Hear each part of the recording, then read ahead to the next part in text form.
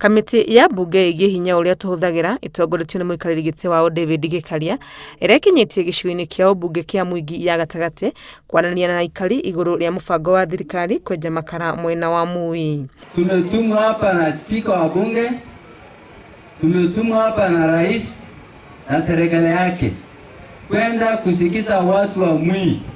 No mũgarũ na mũbango wa thirikari, aikari gĩcigo-inĩ gĩkĩ nĩ mareganĩte na ikinya rĩrĩ rĩa thirikari rĩa wenji wa makara maya makiuga wahota kũrĩkĩrĩria ũrĩ thĩna handũ ha ũteithio. Mambo ya mashamba yao na mambo hii makaa ikitolewa itaenda wapi na itawafaidi namna gani?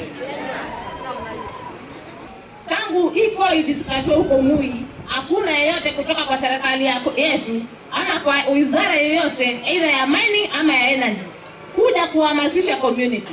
Na kwa hivyo sisi tumeng'ang'ana kutafuta ujumbe na ule ujumbe wa ukweli na tukaona hakuna haja ya coal mining. Barĩa maratetia aikari aya nĩ kwaga kũheo gĩthomo kĩiganu na igũrũ rĩa ũguo makauga mũbango ũyũ wahota gũthũkia mĩgũnda yao. Kwa ikichimba itaharibu environment yetu.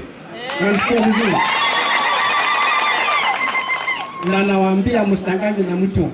Wale watu tunahesabu kama mabingwa wa kuchimba coal kama China. Wanakuwa watu zaidi ya bilioni 1 kila mwaka kwa ajili ya coal. Kamiti ĩno ĩkĩrĩra aikari aya gwĩkĩrĩra makaya mao nĩguo gũtigĩrĩra kĩhoto kĩao gĩtinagararwo na njĩra o yothe. Hatua ambayo mmechukua ni hatua mwafaka.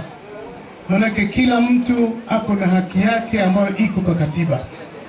Sisi tukiwa kamati ambayo inashughulikia mambo ya kawi, langu mimi ni kumuhimiza kwamba tutaenda kujadiliana kikamilifu. Riboti ya kamiti ĩno ĩgũkorwo ĩrĩkĩte ihinda-inĩ rĩa ciumia 2 ciũkĩte na mawoni ma aikari aya nĩ megwĩkĩrĩrwo riboti-inĩ ĩno. Handũ-inĩ ha Inooro TV, rĩtwa rĩakwa nĩ Wangũi wa Mwangi.